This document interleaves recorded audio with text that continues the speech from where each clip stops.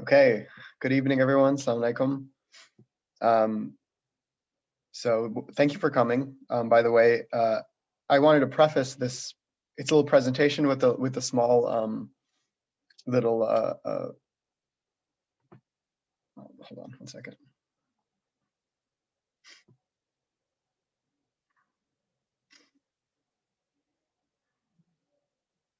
One moment.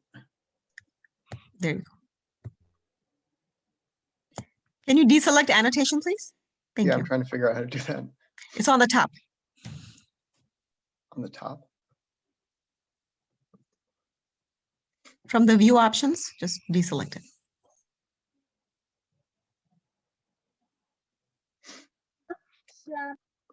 Okay, assalamu alaikum, everyone.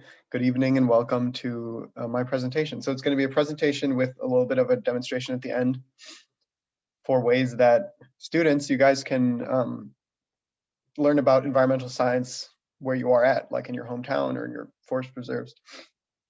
So the reason why I wanted to present on environmental science was that I think that there's not enough Muslim involvement in environmental science. It's a very white dominated, very non-Muslim dominated field. And I think the reason why there's not many Muslims are going into that field is because they don't really know about how amazing it is. And you know, I love my work right now. I'm in college studying environmental science. I'm in my last semester, and the work I've been able to do has been really amazing, and the places I've been able to go and the places inshallah I'll go in the future. So let's get into it. So just introducing environmental science. So obviously we have to define the term, right? What is environmental science? It's very broad, but it's basically an academic field, and it like includes all these different types of sciences like ecology, geology, meteorology, biology, blah, blah, blah. But the goal is to study problems with the environment and how humans impact the environment, right? Because we live on the earth and we do things that affect the earth, right?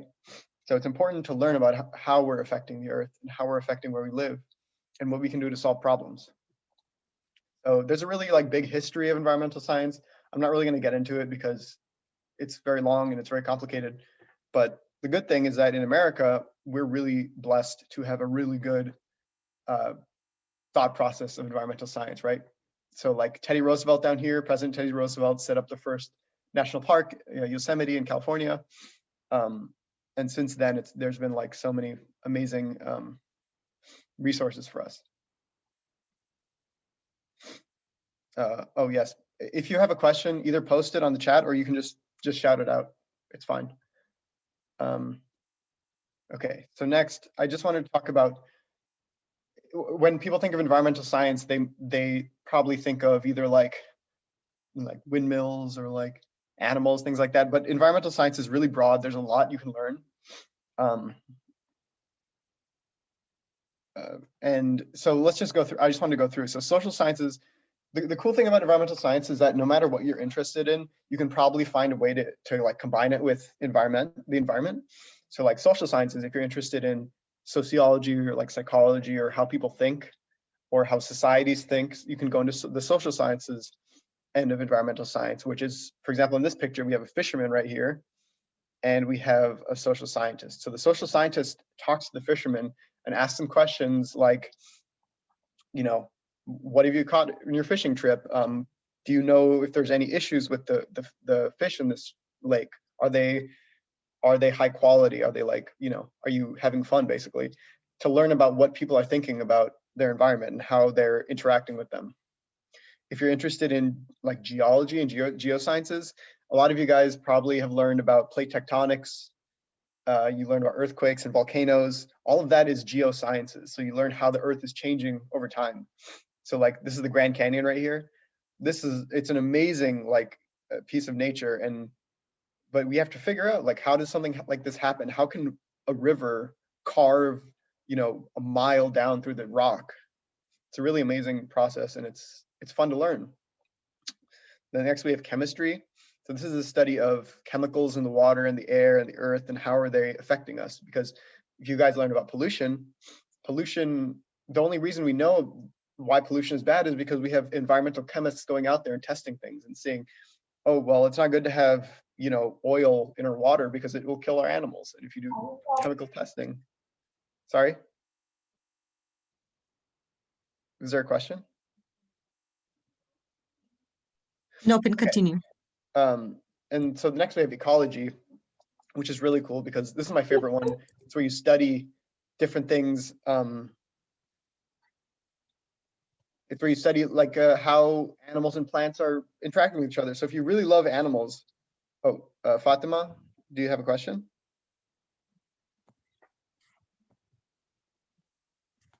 You can go ahead and mute yourself.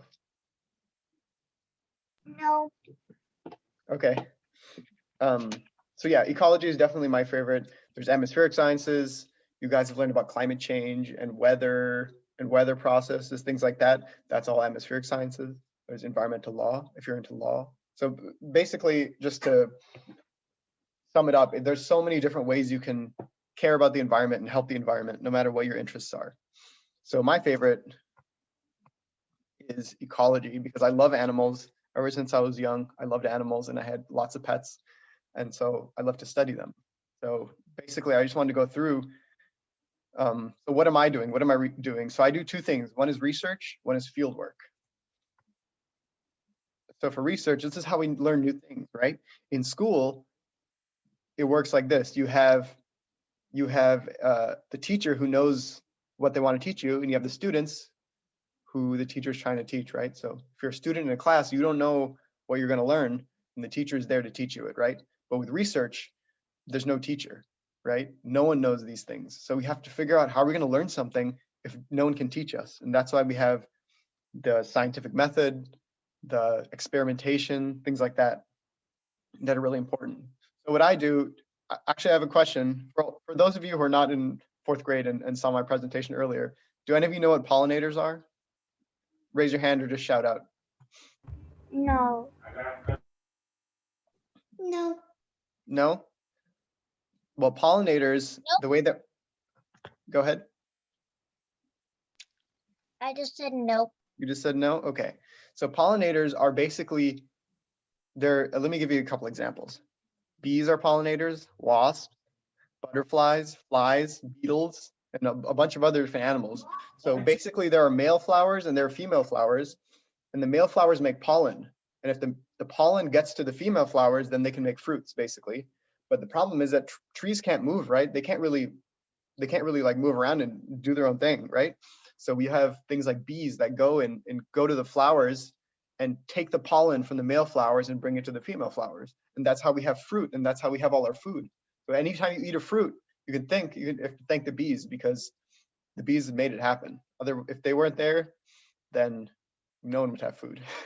But basically, we're studying pollinators, right? And if you want to study these things, if you think about studying bees, they're really fast, right? They fly around. How do you keep track of them? How are you going to watch them, right? So we had an idea in my lab that I work at the university. There are these things called motion detection cameras. And basically what they do is that if an animal walks in front of the camera, it has a motion sensor and the camera takes a picture or video. So we thought, why not take these motion sensors and point them at flowers? That way we can watch these flowers and see what comes. So I have a couple examples. So we have this right here. This is a silver spotted skipper moth. And you can see these cameras are really nice, high HD, and we can see what's visiting these plants. We have a caterpillar up there on the right. We have a little bee right there in the middle. I don't know if you can see my mouse. So yeah, here's another example.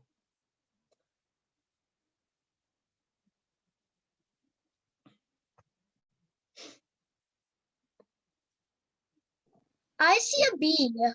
Yeah. Oh, look at this. This is what we call a great golden digger wasp. Look at that. It's a big wasp. It's really cool. I got 2 times bited by like a bee. When I was 8 and we were playing outside, I got bitten from the bee. It was so it's always important to be careful about them. But even though they can sting you, they're so important because they give us all our food. So even though they might hurt you, you still have to say thank you because I didn't know why the bee like did that. a lot of the time it's because most of the Don't time it's because threaten. you accidentally got in their way or you accidentally messed with them. Usually they're not I harmful. even got stung Happens. by a bee before. Yeah. I Anyway, know look there at are a lot of questions, so let him present it, and then Yeah. at the end we can have question answer session. So everybody mute yourself. Thank you. you guys see these honeybees? So this is how we can study these by using these cameras. So we don't have to be out here all the time. We can set up a camera and go home and eat some lunch or something, and then this will take videos for us. Anyway, I just wanted to show you some of the things that I was doing. There we go. So for research, basically what you do is so we did that camera thing, right? What you do is you take all the information you got from there and you write a paper, and then you publish the paper is published in like a magazine, which scientists read. And then, so let's say there's a scientist in like Russia who's like, I want to study bees. And then he can come read our paper and say, hey, look, these guys, sorry.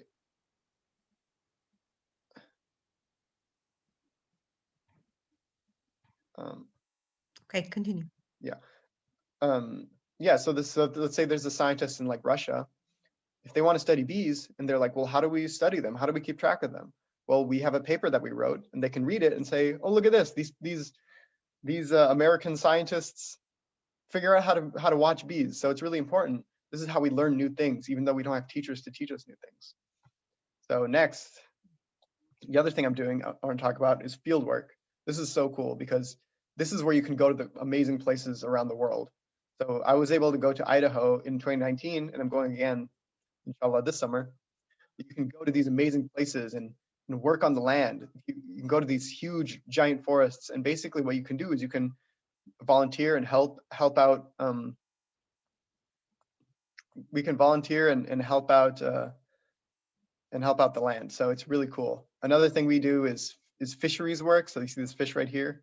So there's scientists whose job it is to know what's going on in the rivers and what's going on in the lakes.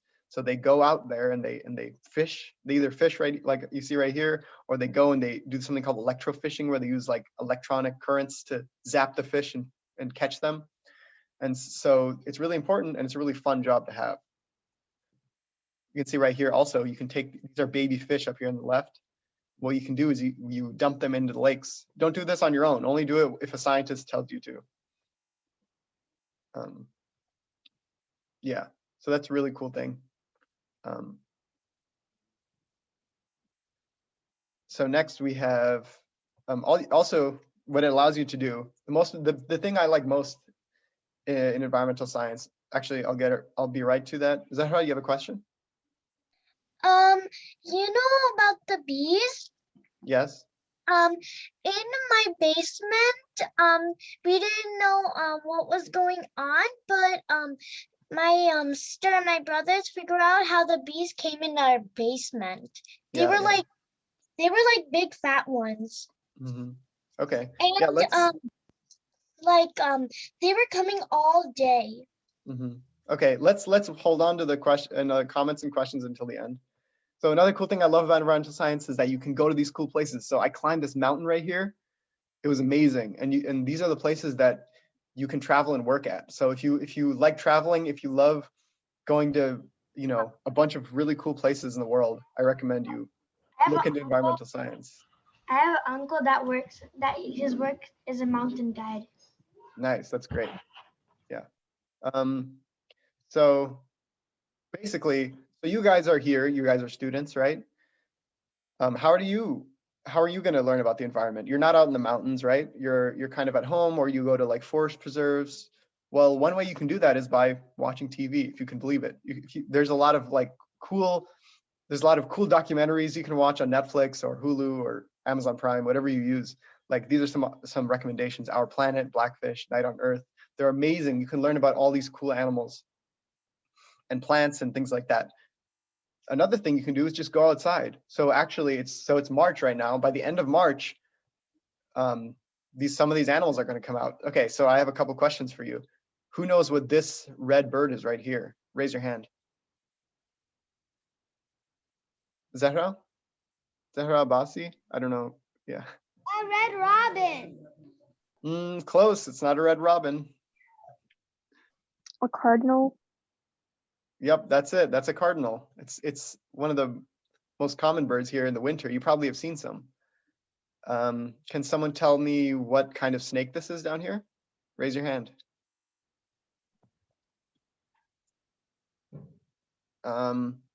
Amy? A rattlesnake? No. Here's the hint. These snakes live around here. You can find them. A garden snake? Who said that? Zarabasi? Yep, it's close. It's not a garden snake. It's called a garter snake. So these are really common. These are actually coming out. So within the next week or two, these are actually gonna come out, and you can probably find them. The good thing about these, especially parents, don't worry. These are completely harmless. They will not hurt you. They're really cool. You can catch them. Does anyone know what this up here is, or what kind of lizard this is? Either way, my mom is very scared of snakes, Okay. but I'm not. Could anyone tell me what this lizard up here is?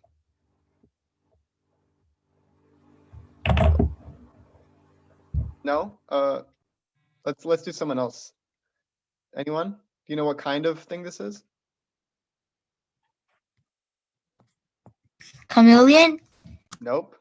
Here's another hint. It also lives around here. A shedded lizard. No. This is a type of salamander. This is called a spotted salamander. And if you're lucky, if you go to the forest preserves, right? You guys live around here. There's forest preserves all over the place. If you go there in around March and April and you're lucky, you might find these around like ponds or swamps. Really cool. And there's also flowers starting to bloom because it's going to become spring soon. Just Anyway, a quick interruption. yes. We have about 5-7 minutes, so Yeah. just I know you So have next, another. I wanted to talk about you guys, you students and parents. I wanted to tell you about this app called Seek. So this is the coolest way I think that you can learn about your environment and the animals that live next to you, that live around you. So I'm going to switch. Remove spotlight. Okay, I'm going to switch to this. Hold on a second. Okay. Can you all see this? Can you all see my Yes. phone? Yep, we can see. Yes. Okay, cool. 1 second. I'm going to unmute myself. Okay.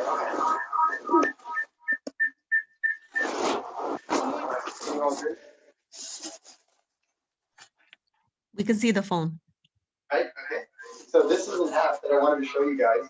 So this is an app I wanted to show you guys called right there. So what the cool thing about this app is that this app can identify any kind of animal or plant you're looking at. So I'm just going to give you an idea. So it has a camera here, and I bought this new plant. So what you can do is you can show your plant to the camera, and it can try to identify. Look at that. This is an African milkweed.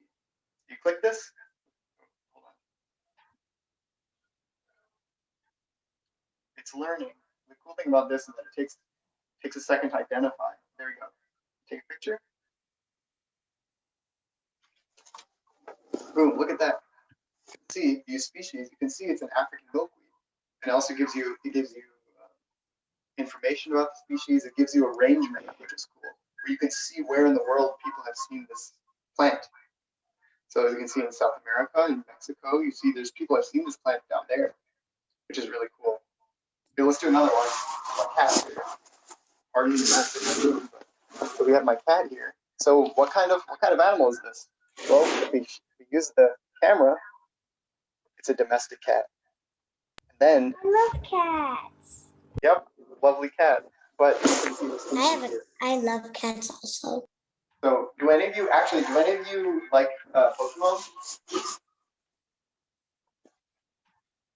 Have any of you played Pokemon Go?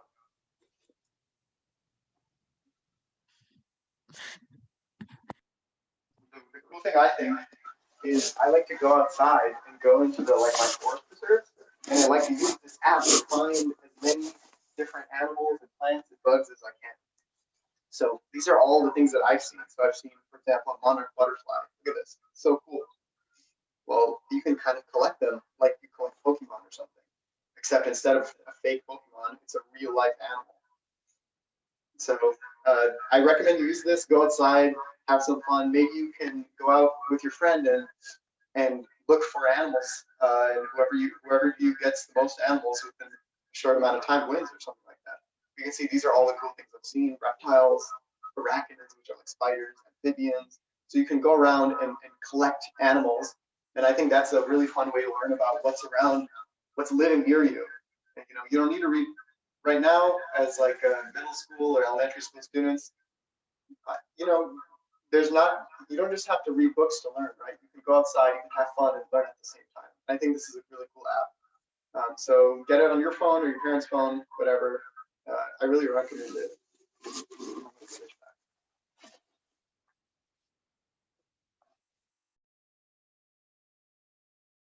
Okay, well, I'm gonna share my screen again. So anyway, that's the last of the presentation I had. If you have any questions, please raise your hand. Aiza, or Yeah, you have a question? yeah. So especially in the summer, you can see many animals outside. Yes. Oh, yeah. In the spring and the summer, a lot of animals come outside, and if you spend a lot of time in like look around you in forests areas, you can, if you look closely, you can see a lot of animals In and plants. summer, a lot. I always see frogs in my backyard. Yeah, that's cool. Do you know what kind they are? No.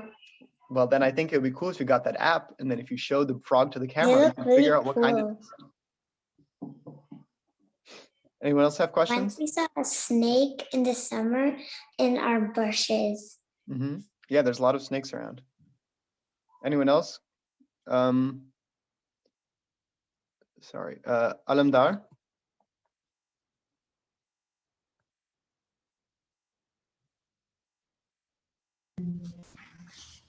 Okay, I mostly have a comment. Okay. You know the snake you shared in like from a few slides. I had a snake in my backyard like that last year. Yeah, they live around here. Garter snakes are very common. They're really cool. They're harmless, but I wouldn't say mess around with them, but my dad tried to kill it. Zahra, you have a question? Find it. Unmute yourself there.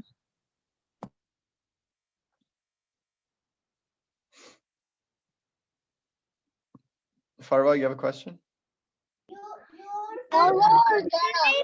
One time I found a butterfly landing on a flower, and I think it was a honeybee. Yeah, it's really cool. So I would say I would recommend you guys just go outside and watch the flowers, see what you see. It's fun to look at them because they're so crazy little animals. You don't need to be afraid of things like bees, although they can hurt you. As long as you're respectful, they won't hurt you. Farwa, do you have a question or? Yes, I have a comment. Yes. At page 15, I know what the blue flower's name is. What is the name of the blue flower? It's called the blue bob, something like that. I think you actually might be right. Good job. It's one of the first flowers to bloom. So they're probably already starting to bloom right now. If you look outside, maybe go in a forest or in a field. Yeah. We'll probably take 2 more questions, and then you guys all head to another one that's called the virtual field trip and the engineering model. So those are the 2 coming up. So So 2 more questions, and then you can go to the next field. If you can open up chat, Qaim, I can put the Zoom links in there for you guys. Okay. Ali Abbas, do you have a question? So Qaim. Yes. Qaim, but 1 or 2 years ago. So in our front yard there was this like bird, and then it broke its wing, and then I didn't know what type of bird it was, but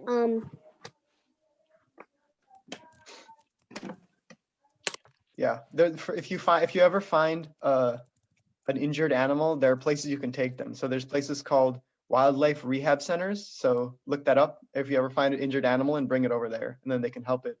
It's like kind of like a hospital for wild animals. Any other questions? Raise your hand, please. Asia?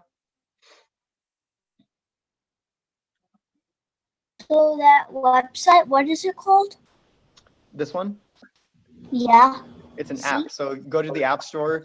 It's called Seek, S-E-E-K. So just download that, and then you can use it to, I like to just use it when I'm outside, maybe on a walk or something, and you're like, oh, that's a cool flower. I wonder what it's called. And then you can use the app and figure out what it is. It's not perfect, but it's really cool. If I do have this app, I could give it to my grandparents since they have a lots of animals that come inside their backyard and lots of plants, and they can observe what type there is. Exactly.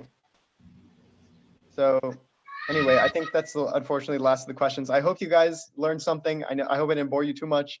I just recommend the only takeaway I would say for you guys is to go outside. Just go outside, have fun. That's the only thing you have to do. You don't need to read any books for environmental science. I mean, obviously you're in school, but you know, if you want to learn about the environment, just go outside. That's all you have to do. Can I like stay over here for a little bit so I can write write down the the links? For what? Oh yeah, you can.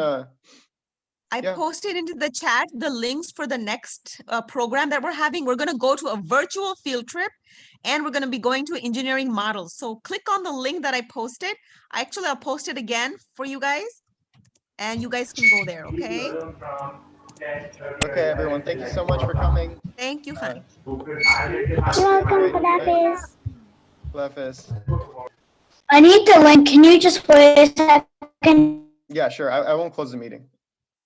I'll wait a few minutes.